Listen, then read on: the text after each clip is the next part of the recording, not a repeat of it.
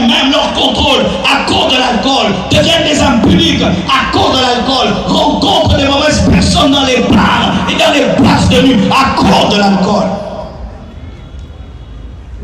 L'alcool ne vient jamais seul. Il vient toujours avec la pauvreté.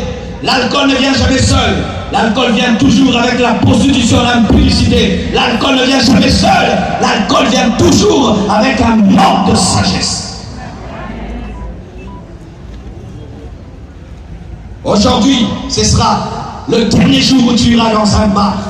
Car aujourd'hui, Jésus va te changer. Jésus-Christ va te transformer.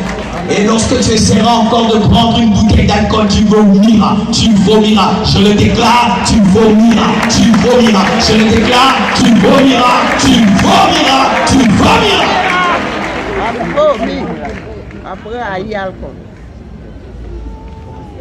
Ne vous enivrez pas de vin, c'est de la débauche. Mais au contraire, soyez remplis du Saint-Esprit. Toute cette paix et cette joie que tu recherches dans le vin, que tu recherches dans l'alcool, est disponible dans le Saint-Esprit. Amen. Lorsqu'un homme est rempli du Saint-Esprit, il est rempli de paix. Il est rempli de joie. Et ce n'est pas une joie qui dure pendant 1 heure, c'est une joie qui dure pour toute la vie.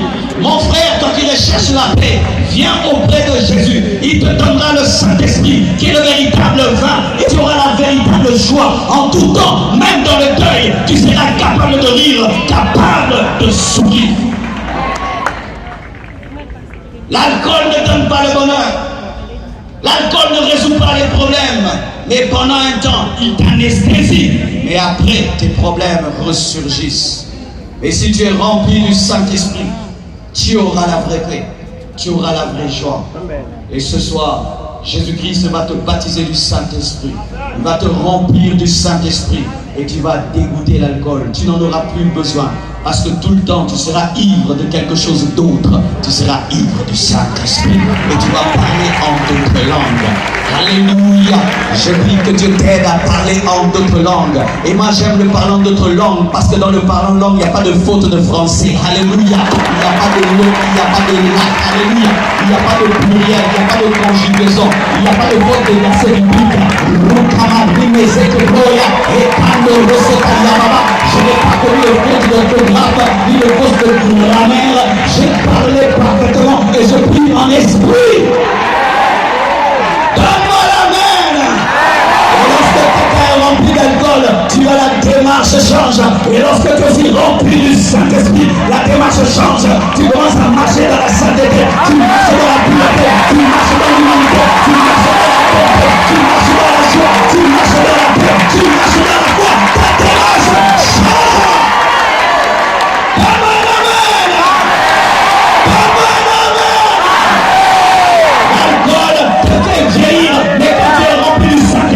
Tu auras 50 ans, on pense que tu as 30 ans, on dit quel est ton âge? Tu dis j'ai 50 ans, mais on croirait que tu as 30 ans. C'est le Saint-Esprit.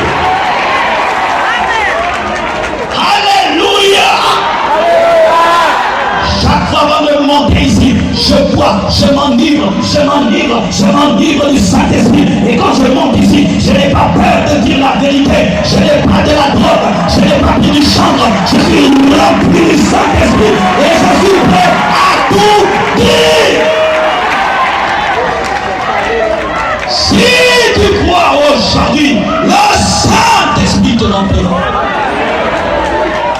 Il te donnera une joie qui ne dépend pas de l'argent, qui ne dépend pas de ton rang social, qui ne dépend pas du mariage, qui ne dépend pas de la voiture et des vêtements. Une joie qui dépend de Dieu. Fuyez la maison de l'alcool. Fuyez la maison de la prostituée.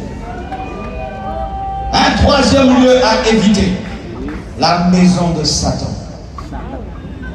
Lorsque nous lisons 1 Samuel 28, versets 6 à 14, et même jusqu'à 20, nous voyons le roi Saoul, rejeté par Dieu, en train d'invoquer Dieu, et Dieu ne lui répond pas. Au lieu qu'il continue dans sa quête et qu'il puisse se repentir de ses péchés, non, il choisit un raccourci. Allez me chercher une femme qui invoque les esprits de mort. Allez me chercher une femme qui invoque les esprits de mort. Qui dit ça? Saoul. Saoul qui a fait tuer toutes les femmes qui invoquaient les esprits de mort. Lui-même va chercher une femme qui invoque ces mêmes esprits. Il se déguise pour qu'on ne sache pas que c'est lui. Et il va vers cette femme, il entre dans la maison de Satan. Il entre dans la maison d'une femme remplie des démons. Il entre dans la maison d'un féticheur. Il entre dans la maison d'une femme occultiste démoniaque qui travaille avec les pouvoirs démoniaques parce qu'il a un problème. Parce qu'il a un problème, il pense que c'est le droit d'entrer dans la maison de Satan pour avoir une solution. Et lorsqu'il entre dans cette maison déguisée, il ne voulait pas que cette femme sache que c'est lui, parce que lui-même avait dit de tuer ce genre de femme. Et cette femme lui dit, que veux-tu? Et il dit, fais-moi remonter Samuel. Samuel est le prophète qui avait oint Saoul pour qu'il devienne roi. Et ce prophète avait connu un temps de maladie et puis avait fini par mourir. Et Saoul n'avait pas d'intimité personnelle avec Dieu et était dépendant de Samuel.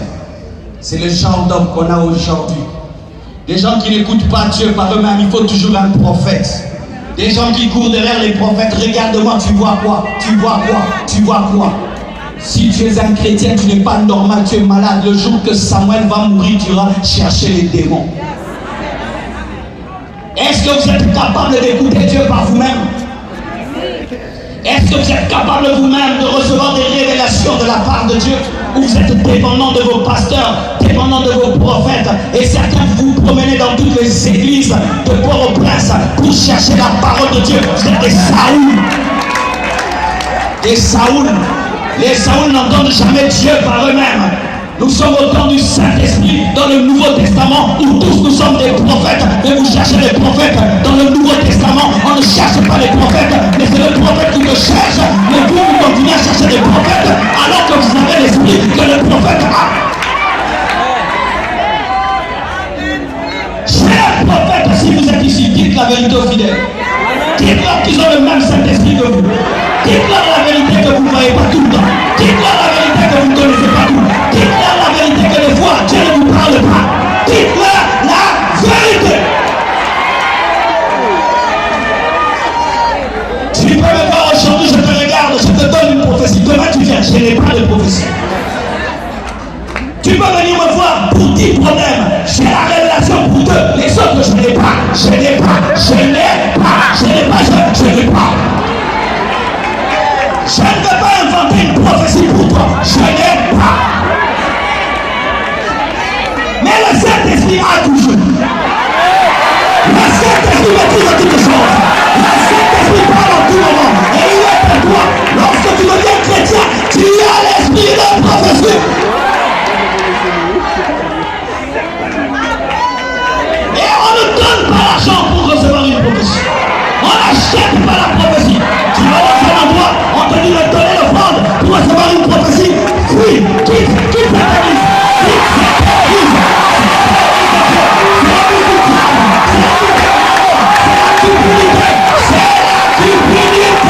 La Bible dit, vous avez reçu gratuitement, donnez gratuitement.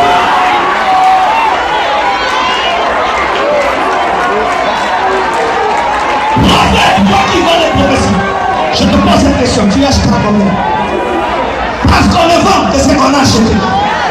Et pour vendre, il faut acheter, connaître le prix d'achat. Pour mettre les bénéfices, avoir le prix de vente. Combien tu achètes la prophétie? Pour mettre les bénéfices de vente. Tu es un faux prophète.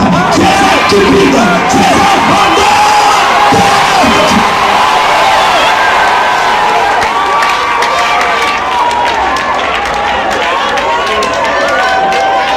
C'est toi. Aujourd'hui, vous avez des chrétiens. Vous écoutez Dieu par les hommes et pas par vous-même. Au lieu de prier 3 heures du temps jusqu'à ce que Dieu parle. Non, tu causes toute la journée. Le pasteur me dira, je te dirai rien. Je ne te dirai rien. J'ai rien à te dire. Voici ta prophétie, va prier. Dieu a dit quoi? Dieu a dit va prier. Dieu a dit, va les chercher. Dieu a dit, répands-toi, va les chercher. Dieu a dit, tu es idolâtre, tu es bébé spirituel, et tu as des biberons spirituels et des couches spirituelles. Comment, malgré toutes les années que tu as dans le Seigneur, tu es incapable d'écouter Dieu?